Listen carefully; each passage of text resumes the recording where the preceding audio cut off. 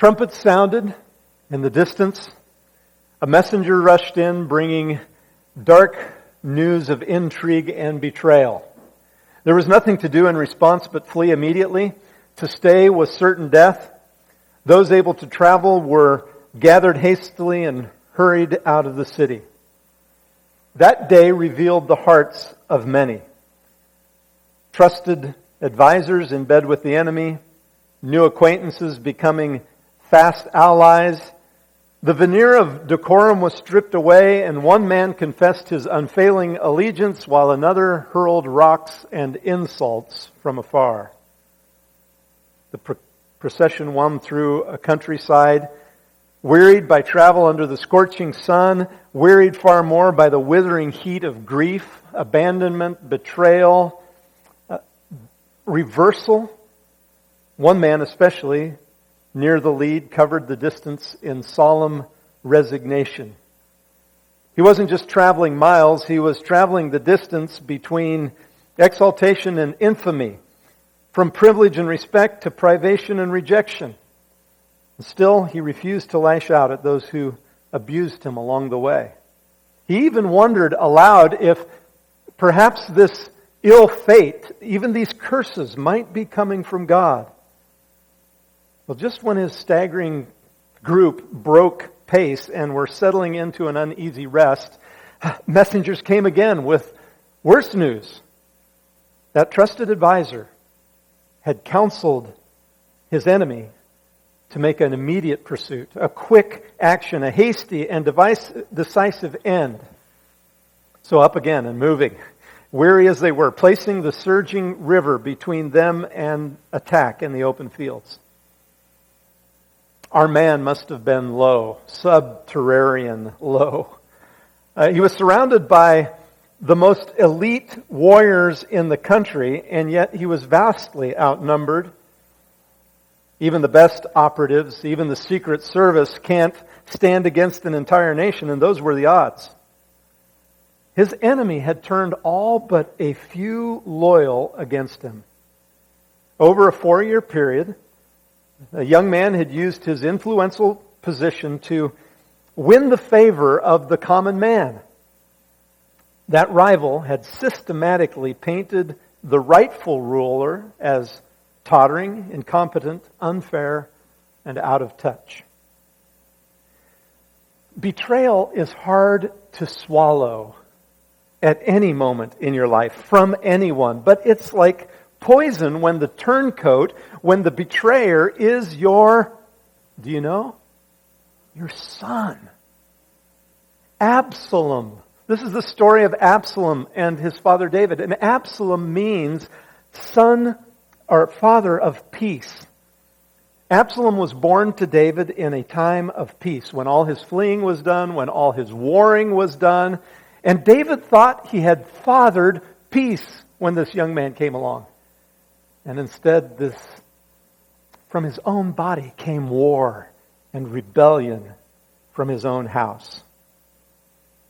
Well, the day was done. They just got to the point where rest had to be taken no matter what was coming. They had to take the opportunity to rest. Rest, but would sleep come? That morning when David left Jerusalem, he was barefoot, his head covered, weeping. He was showing his mourning. Now he was alone in the night with the wrenching realization that his son wanted not only his crown, but the head that bore it. Could David find sleep? His own son had betrayed him. His trusted counselor had turned on him. Why not one of his own men? I mean, if David laid down and closed his eyes, what would save him from a quick thrust in the middle of the night? Could David find sleep under the shadow of such worries? Well, here's Psalm 3. We're told that by the superscription, the title, that he wrote this, a Psalm of David, when he fled from his son Absalom. So what I painted for you from 2 Samuel is the story behind this psalm. O Lord, how many are my foes?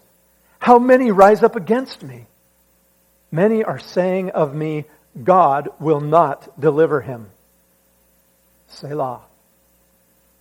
But you are a shield around me. O Lord, you bestow glory on me and lift up my head. To the Lord I cry aloud, and he answers me from his holy hill. Selah. I lie down and sleep. I awake again because the Lord sustains me. I will not fear the 10,000s drawn up against me on every side.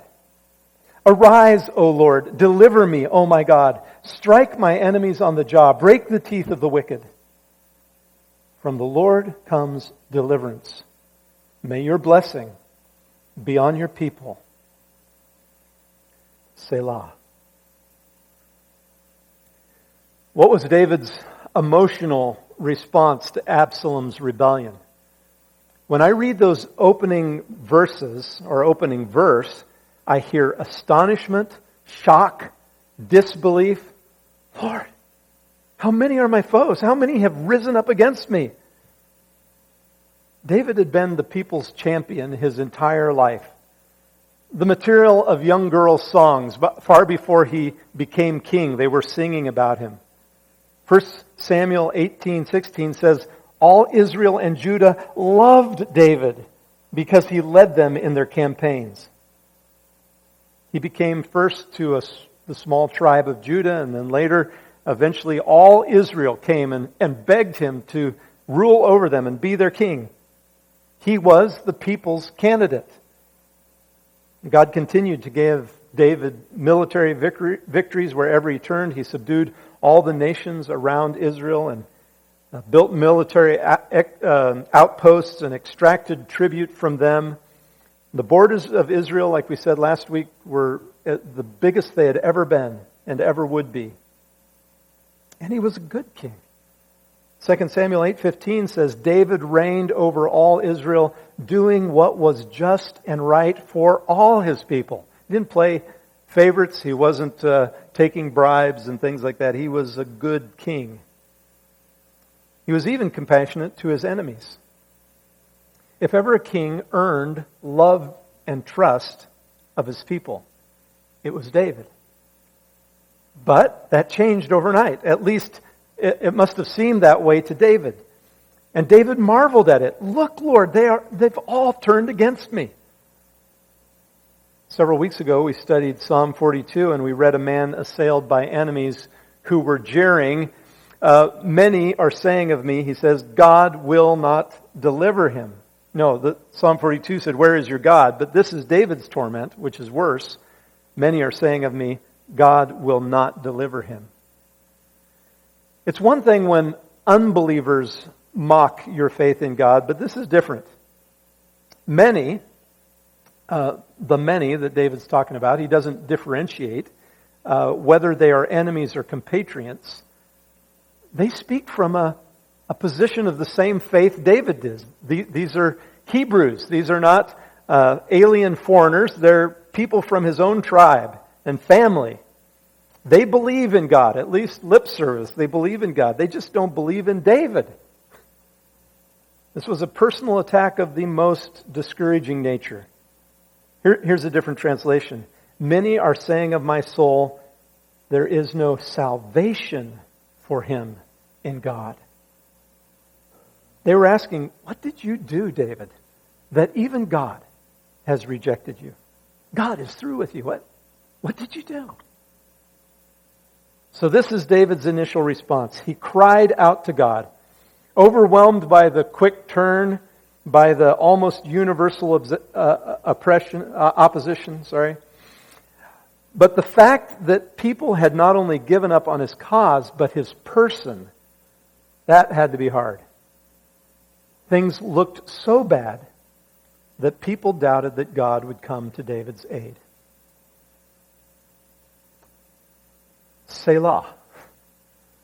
I read it. Sometimes people don't read it when they're going through the Psalms. Most of the Bible puts it in the margin. This is the first time that it appears. It's not in Psalm 1 or 2. This is the first time it appears in Psalms, but it shows up another 70 times in the book. And the reason it's a word that we don't know is because it's a word that we don't know. No one really knows what Selah means, so people guess. Consensus is, well, one thing, you can see it's a divider. It divides up this psalm into sections. The consensus is that it's a musical notation, calling for a pause or a moment of reflection. And this is a good place to stop and reflect. What do you do when you feel hopelessly outnumbered? When you're on death watch? When even people of faith think your cause is lost? When people have given up on you as a person? Let that soak in. People have given up on you as a person. What do? Faith grasps and holds on to God. And that's how David responds in verse 3. But you, O Lord, are, present tense, are a shield about me, my glory, and the lifter of my head. Many were doubting that God would save David, but not David. He made 3 different affirmations of faith here. He trusted God for his protection, his significance, and his restoration. Protection, significance, and restoration. He says, you, O Lord, are, and then he lists 3 different things. You, O Lord, are my shield. You can imagine what that would feel like maybe in a battle, to have a sturdy shield in front of you. But where does David say his shield is? Around him. That seems a little odd. The word can mean around, about, but it can also mean behind. You are a shield behind me. What a faith-filled thing for a fleeing man to say. He's running, and he knows that people are after him, and he says, you are a shield around me. You're a shield behind me. Wherever the attack might come from, God, you will be between it and me. Nothing can come my way except it come through you. We sang a song last Sunday. You are my sword and shield, though troubles linger still. Whom shall I fear? I know who goes before me. I know who stands behind. The God of angel armies is always by my side. The one who reigns forever, he is a friend of mine. The God of angel armies is always by my side. Next, David says, you, O Lord, are my glory. That Hebrew word speaks of a person's honor, their integrity, their dignity, their reputation. When we talk about the glory of God, we're talking about his reputation, his dignity, his honor. Same is true when we talk about the glory of a person. David was in retreat, pursued by an overwhelming foe. His own son had led a successful rebellion. David's personal glory was in the dirt. His reputation was in shambles. People around him were questioning his worth in God's eyes. How did David rebut this? How did he respond? Well, he didn't respond to the people at all. He said, you, O Lord, are my glory. Isn't that an extraordinary statement coming from a king? Because kings have so many things to give them glory. Kings have armies, and kings have crowns, and kings have patrilineage, or whatever that big word is. They have all the people behind them who were kings. Maybe David didn't have many, but some kings have their lineage, their charter to rule, their staggering wealth, their skill as a leader, their military might. Isn't it fortunate in this circumstance that David hadn't founded his personal significance on any of those fleeting things? No, his honor, his dignity, his reputation remained intact, even when it looked like it was in utter defeat, because they didn't come from within, not from the external trappings of his kingship, but from his relationship with God. David's glory was glory by association. David's glory was glory by association. Do we understand that in our lives as believers in Jesus Christ? We just sang, and I love this song, "My worth is not in what I own, not in the strength of flesh and bone, but in the costly wounds of love at the cross. My worth is not in skill or name, in win or lose, in pride or shame." Can you say that? But in the blood of Christ that flowed at the cross. "I will not boast in wealth or might, in human's wisdom fleeting light, but I will boast in knowing Christ at the cross." And then this is the one that, two wonders here that I confess: my worth and my unworthiness. That's deep. My value fixed, my ransom paid at the cross. Where is your value fixed? In all those things like wealth and physical strength and wisdom, where is your value fixed? I hope, like David, it's anchored in your Redeemer, that your glory is by association. So he said, "You're my shield, you're my glory." And finally he affirmed, "You, O Lord, are the lifter of my head." That's a kind of a strange phrase for us. Maybe you know what it pictured. When a defeated enemy came and bowed before a king seeking mercy, or a subject who had no real right to expect good from the king came in and gave a request, if the king lifted up your head, it was a way of like, come on, off your knees, get up. If the king did that for you, it meant mercy bestowed, favor granted. David had done this. David had done it as a warrior when he was out in the field. When the wife, he was on his way to destroy a guy who'd dissed him and his men, Nabal. David was on his way with his men. He was going to wipe out the whole household of Nabal. But the wife of Nabal, Abigail, was wise. And she came and got on her knees in front of David and said, "Don't do this. Don't let innocent blood be on your hands. May it never be." And she brought gifts. And David lifted up her head and eventually took her as his wife. He did this as king. Mephibosheth was the last heir of King Saul. And David went looking for him. And I just imagine when David's messengers, Mephibosheth was way off in a distant part of the kingdom. And David's messengers show up and say, "The king wants to see you." What was Mephibosheth thinking? It's my head. I'm the only person who could rightfully claim David's throne. I'm the last heir of Saul. And he came in and he threw himself in front of David and said, "What do you want to do with this dog?" David lifted his head. He restored his father's lands. He gave him a place at his table. Incredible favor. That's what it means to have your head lifted up. David knew who the real king was. It wasn't him. He said, "It's you, Lord. You are the lifter of my head." So David trusted God as the source of his protection, his significance, and his restoration. In verse 4, he says, "I cried aloud to the Lord, and he answered me from his holy hill."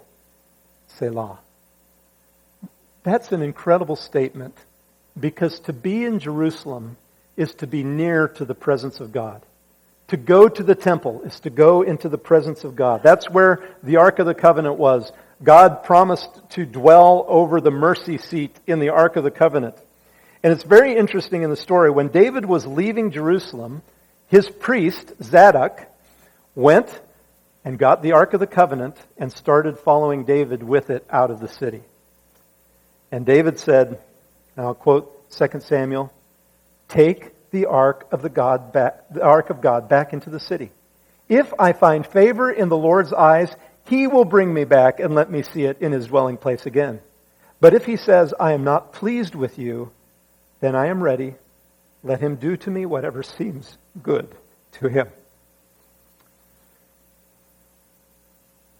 The Israelites at several points had made the mistake of thinking that they could just pick God up. Just grab the ark and we'll take Him into battle and then we'll win the battle. And David didn't make the mistake of thinking he could tote God around in his back pocket. He didn't use the ark like a talisman. David knew better. He would... Here we find out that David had confidence that he could approach God from anywhere in prayer, and that God would hear and answer justly. So even though the ark's back there, he says, I cried to the Lord, and He heard me from His holy hill. Selah. Maybe this Selah gives us a chance to reflect on David's focus. In all of this, the thing that strikes me is that when people said there's no hope for you, David, in God, David didn't respond to them at all. He didn't fight back. He didn't say, how dare you say that? Don't you remember my track record? Look at all God has done for me. And he just reached out to God. And here's the practical difference that David's faith made in his daily life. We come to the answer. Can a man in David's situation sleep? Verses 5 and 6. I lie down and sleep. I awake again because the Lord sustains me. I will not fear the 10,000 drawn up against me on every side. We know from 2 Samuel that David did lay down and sleep. And he received, and it was after he received intel from Jerusalem about the plans of his enemy. There were two proposals on the table. The trusted advisor, Ahithophel, he'd always been David's right-hand man when it came for advice, told Absalom, look, David's on the run. Take 12,000 men, pursue David right away. I'll scatter the troops and I'll only kill David. Just take care of the problem and the rest of Israel will come to you.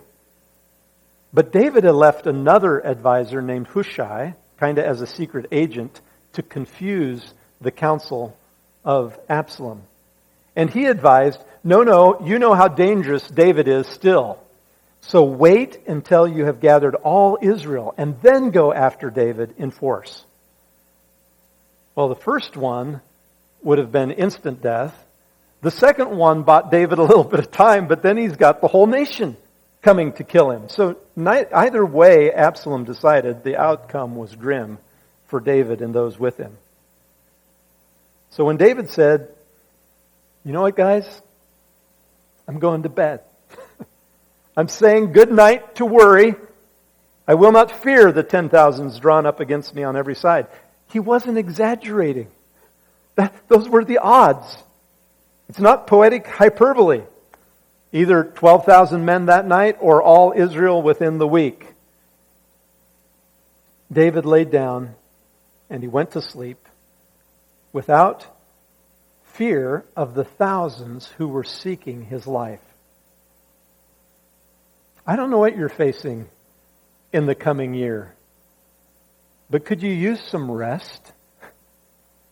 Could you use the ability to lay down underneath or in the shadow of all your worries and say, good night, worry.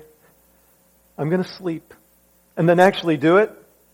And hey, I'm not referring to maybe something physically you're going through that's keeping you awake. I'm not referring to the fact that you had too much Diet Coke. That's your problem. I'm talking about being able to lay aside the worries of the day and trust God while you sleep.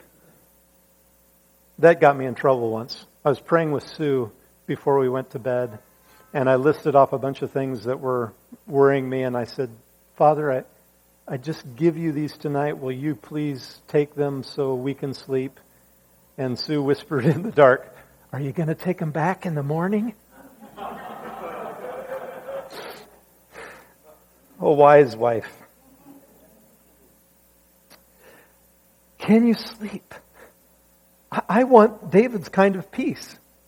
I need to be able to sleep because stress is never made better by sleeplessness. I need to be able to say not just good night worry, but good night God. My life is in your hands. What about you? I ran into a little bit of a problem with this passage because I had read it in 4 or 5 translations. The NIV says, "I lie down and sleep. I awake again because the Lord sustains me." The ESV says, "I lay down and slept," past tense. "I awoke again for the Lord sustained me." One is present and future tense, and the other one is all past tense. And if you read multiple translations, you'll see that they can't decide. It goes back and forth. But this problem turned out to be a great blessing as I studied it. I'm not going to bother you with the Hebrew tense here, but it's special. It doesn't have time, really. It's more about unfolding action. So some habitual action, something that you do over and over, an action that's in progress, even some completed action that continues to have unfolding results. David was undoubtedly writing about past events. I don't know that David scribbled this psalm while he was fleeing. He probably wrote it later, after he was safe, putting down the thoughts and emotions that he had in the time. Skillful poet that he was, maybe he didn't want it limited by time. His inclination to rest in God was rooted in his past. It was applicable to his present. It was his hope for the future. And David had a wealth of experience, didn't he? All those nights in the field. You know, we count on all sorts of things to keep us safe when we go to bed. But when you're sleeping in the open field, you've got a couple of sentries posted, and the king has 3,000 men out looking for your head. It's a different story, isn't it? There have been many times, he had a wealth of experience where he had laid down and slept and he woke up because God sustained him. There was no other explanation. When he was fleeing from King Saul, when he was under suspicion in enemy territory, when he was in the king's household and there were threats on his life, how many times had he simply said, "Good night, Lord, it's up to you. I either wake up in the morning or I don't. It's on you." So I think David wrote this to be taken in a very present way. They reflect his thoughts while he was fleeing from Absalom. And he made the decision, I'm going to sleep because my life is in God's hands. Implicit in the statement is a future hope. I will wake again because he sustains me. Therefore, I'm not going to dread the 10,000 problems that are drawn up against me, because I know who's really in control. Do you have any evidence in your life that God watches over you while you sleep? I bet I could get stories. But I'm 57 in 2 months. That means I've woken, I've awaked, I don't know. Sometimes my Kansas comes out here. I've woken. Why does that sound so strange? That's right. Woken is right. Okay, I'll take your word for it. Nothing sounds right that I say. My eyes open up in the morning. How about that? I got up 20,000 times. And that's not even counting copious napping. In peace, I will lie down and sleep, for you alone, Lord, make me dwell in safety. Psalm 4, verse 8. Not barbed wire, not a big metal gate like our house has, not a deadbolt, not the security guard, not a gun in the nightstand. I don't have one, but if you do. No, you alone, O Lord, make me dwell in safety. Every time I wake up in the morning, it's evidence of God's sustaining mercy to me. When I say your mercies are new every morning, your faithfulness is great, that's part of the proof. All those times that I woke up and took a breath in the morning.